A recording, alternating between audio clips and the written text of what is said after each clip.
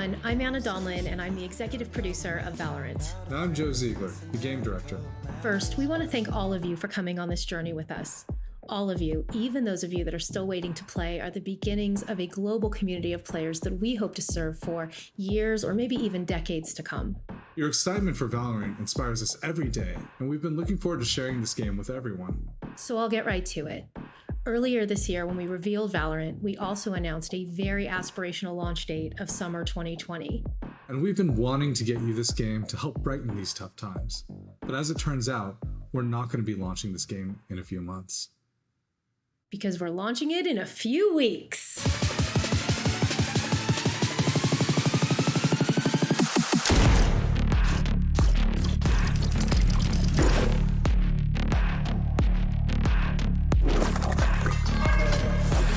Well, there's the big news, a June 2nd release date.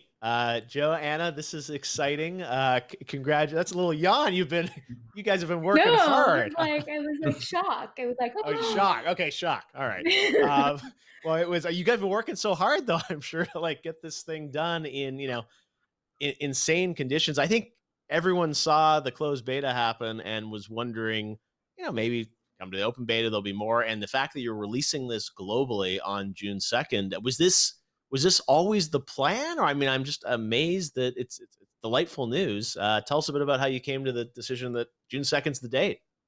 Yeah, so June 2nd was the plan. June 2nd was the plan before the world changed, honestly. And we were really excited about that date. But it all kind of came down to how closed beta was going to go. What we were going to learn through that period of time. Closed beta could have been, it could have been really successful. It could have been really not successful. And so we didn't want to commit to any kind of dates. We just figured summer was loose enough that it would give us enough time to react to closed beta feedback. But then when everything kind of happened and all of a sudden we all found ourselves at home, we didn't even know if we were going to be able to get the closed beta out on time, let alone June 2nd. So it's been a pretty crazy ride the last couple months. Yeah, and a couple months also, couple years. Joe, I know this is something that you've been, after for many, many years developing this project internally at Riot. Yeah. So how does it feel to you to find, it's finally happening.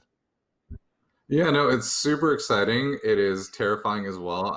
As you've been tracking in the closed beta, we've been learning tons of things as sort of players get hands-on with the game, but the reaction's been overwhelming. It's really awesome to see a lot of players really engaging and really enjoying the game. Probably more exciting than we ever thought it was going to be, in the sense where we never imagined this many people would actually be this interested. But we're super excited by the reception we've gotten so far. So it's been great. Now, we know June 2nd, it's it's coming out. Obviously, you're going to kind of sunset the beta, bring it back for launch here on June 2nd. You teased that there will be new content coming on June 2nd that sort of builds on the beta. We saw in the notes that were sent out that you're going to potentially have some new agents, new maps. I think you guys had originally talked about sounded like 12 agents, 4 maps, 4 release. Can you give us a little bit of, I know there are lots of rumors out there about things that may or may not be happening in the near term. And obviously it's a live service game, so there'll be more things, coming online over time. But what can we expect that's going to be new on June 2nd when the servers light up again? I'm waiting to find out too. It's day by day right now. Honestly, so originally we said there's going to be 12 agents, and we've actually shifted that back to 11 because one of them just didn't make the cut. Sometimes it'll be coming after, but sometimes we're just unable to do that. Is one of the complications of developing in this weird world that we live in right now. But the 11th agent that people are going to see on day one is definitely going to be an interesting one, and a little spicy potentially. So we'll see how people react to it. And you've already seen a little bit of a preview of the map that's coming on day one in that little snippet of a CG there. It takes place on that map, but more details will come as we get closer to the launch. So. Well, you said that people are like, is there a rift opening to somewhere? It's it feels like you guys are, the story is going to sort of, I think, live on here as the game evolves. But so sounds like at least a new agent and a new map for June 2nd we feel confident about. Yes. Yeah. And then a bunch of other content Yeah, like we'll have a pass in there, which will have a bunch of content. We'll have a bunch of new weapon skins coming out. A lot of content that players who have been in the closed beta or watching the closed beta haven't seen yet. So that'll Okay. be Yeah. that'll be cool. All the I will more say reason to jump in. if you've enjoyed the gun skins so far, you're going to be pretty happy with what we have coming in this launch package. It's going to be great.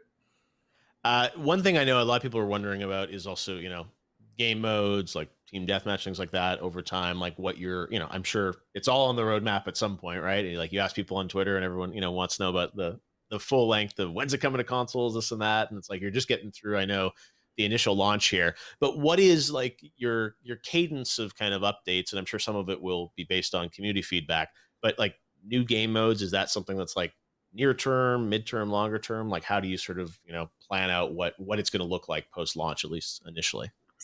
So breaking news, the current plan is to have one additional mode at launch.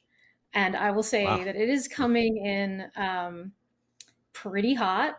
So Yeah. I'm saying this on this day, and the hope Yes. is that it will be there. It'll be there on launch day. But we're going to release that one with a beta tag on it because we didn't get to test it during the closed beta. I think we want to give ourselves some time to see how it goes before we call it official, like second mode. But yeah, there will be a second mode at launch. Any sense of what type of mode we're going to get here? I don't know. Do you want to talk about it, Joe? I don't know. No? I'll mention a couple things, which is one of the things we were trying to get key on was like sort of having a shorter mode that you can play in between the sort of more high stress, longer competitive matches that you're playing. So that's sort of one of the key things that we're focusing with it. Now, I don't want to ruin the surprise. So, when players play it on day one, I'm sure they're going to really enjoy it. All right. But shorter session experience. It is not team deathmatch. Like, I think it's just fair to say that. Like, I know a lot of people are going to ask that. It's not team deathmatch. It doesn't mean we're not looking at that as an option down the line, but that will not be the second mode that we release. No, I gotta say, I think the fact that the date is so soon is surprising in of itself, and I think some people would just be impressed if you were literally just taking the closed beta and tagging it as like, here's the game. But the fact that you're loading in significant new content here, with new mode, new map, new agent is a lot of stuff. Like that's a surprising cadence of all that coming out. Can you maybe talk about your roadmap of how you're thinking about kind of adding content to the game over time? Like you said, June 2nd was always kind of in your head as that's the date you wanted to hit. Do you have sort of the summer planned out already in terms of like new things coming online? Like how are you thinking about adding stuff to the game over the next few months?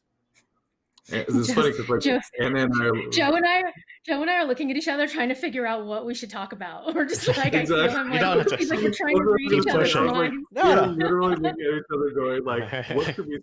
I'm like trying to do like facial signals at him, like what's okay. Well, part of it is I think you guys, I admire how open you've been with the community too, and like I think people know that like these things evolve, right, over time, and like you said, like you talked about 12. It's like, oh, we're only 11 already, and it's not about hitting the number. I think it's about hitting the quality bar and the experience that fans want. And everyone, it's like when they get excited about a game like this, they just want more and more because they want to invest even more time into it. I don't think I'm ready to commit to like a date of like when the next big content drop will be, because just committing to June 2nd was hard enough. Even today, committing to June 2nd is difficult. So, we delayed this announce as long as we possibly could to make sure we were completely ready.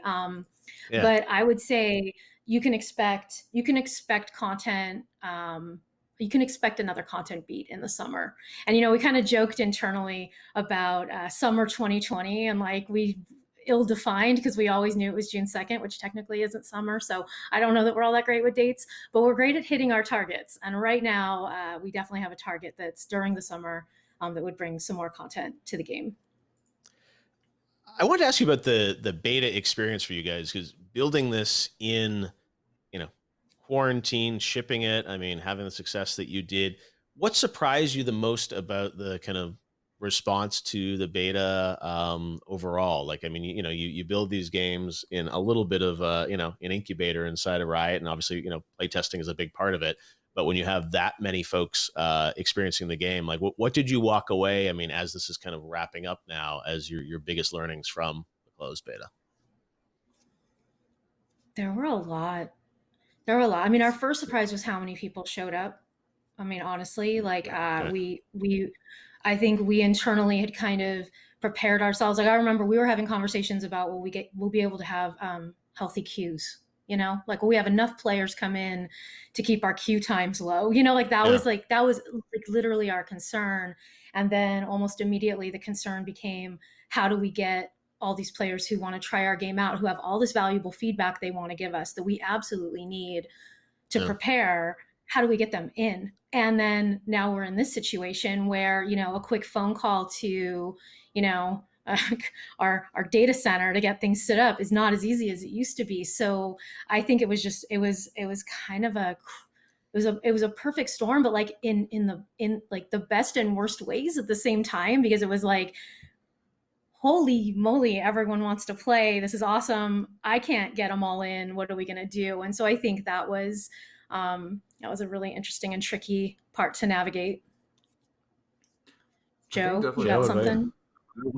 Yeah, I think definitely one thing I've learned is there's a thing we take for granted. I think having worked on League previously is this idea that you communicate with your audience, you go back and forth with them, and you talk about the things that you want to accomplish, the things that you might break, the things that you're attempting to do.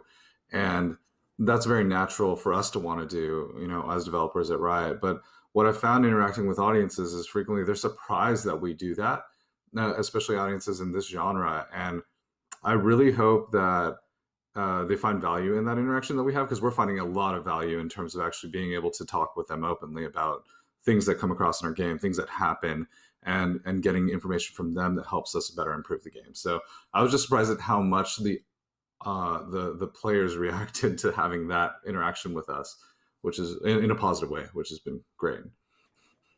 Yeah, and the fact that you guys have, you know, continued to build this, you know, everyone working from home. I mean, you guys probably haven't even seen each other in person in quite some time. I mean, what's it like developing this game in this way? Like, I think a lot of, you know, fans and gamers in general are like hopeful that, you know, it hasn't delayed games. Obviously, in your case, it hasn't, which is, I think, a tribute to the team and, you know, how quickly everyone pivoted. But like, what's it been like developing it kind of remotely? Like, has it slowed you down or no?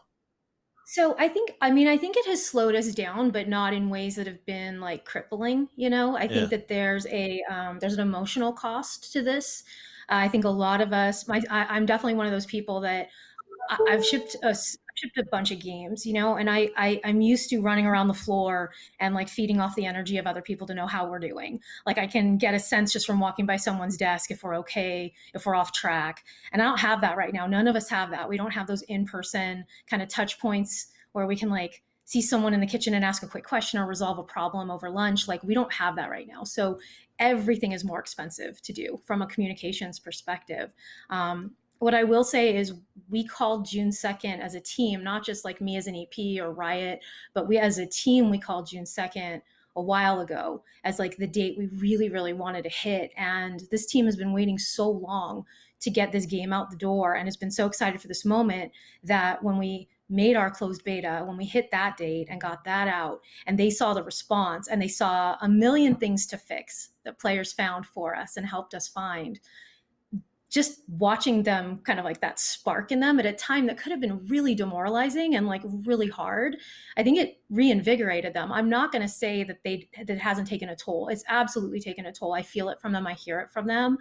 But if they didn't have this to look forward to, this moment, I don't know if it would have gone as, you know, as well as it has. So I think, you know, they all probably thought I was crazy when I said we're still gonna target June 2nd. At no point did we say let's just move it down, or let's, you know, it was like, no, let's hit it until we can't.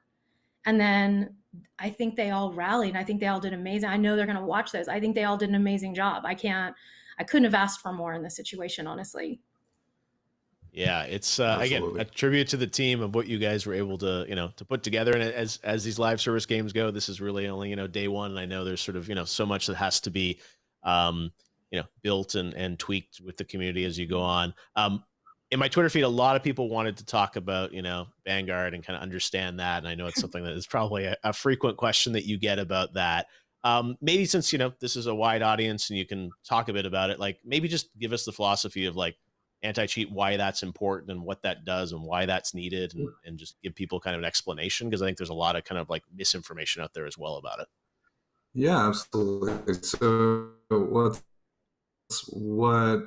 I think the most complicated thing about anti-cheat is people think the most common misperception I would say I come across with anti-cheat is people think it's a one and done deal. Like you can create a wall that protects all cheats from coming in.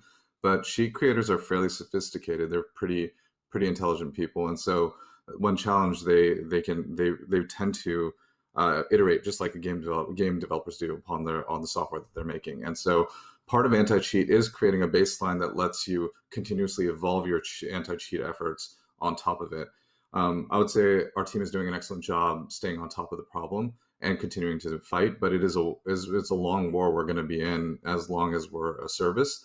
And the best thing we can do is constantly stay vigilant and respond as fast as we possibly can. And we've learned to definitely do a lot more of that as we've gone along. Now, Vanguard as a specific anti-cheat solution is one we took that's slightly more aggressive than other solutions that exist, but it's because cheats these days can occur at almost any layer of programming inside of your machine, whether it be at the kernel level or the system basic level, or all the way up to a surface level. And so we want to make sure that we're creating a system that can prevent those cheats at every level from coming in and disrupting the game and disrupting the fairness of the game. Yeah, no, it's one of those things that, as you said, like in order to get at the cheater, you obviously have to go, right to the core sometimes, because that's how they get in. And it's, I know some people, have, they're precious about their machine and sort of like what access a game gets. But it sounds like one of those things where you said it's like you have to be a balance, right? Because it's like you want to keep it fair, but also you want people to feel like you're not invading them in some way. Exactly, and we've done a lot of work to make sure that invasion is definitely not happening. We're not taking any data from their machine. We're just monitoring things that could be invasive to the game cycle. And so, the actual anti-cheat system doesn't report actually anything back to us from the user's machine. It just simply is there to monitor for the purpose of the game. So, yeah, no, well, it's one of those things. It's everyone cares.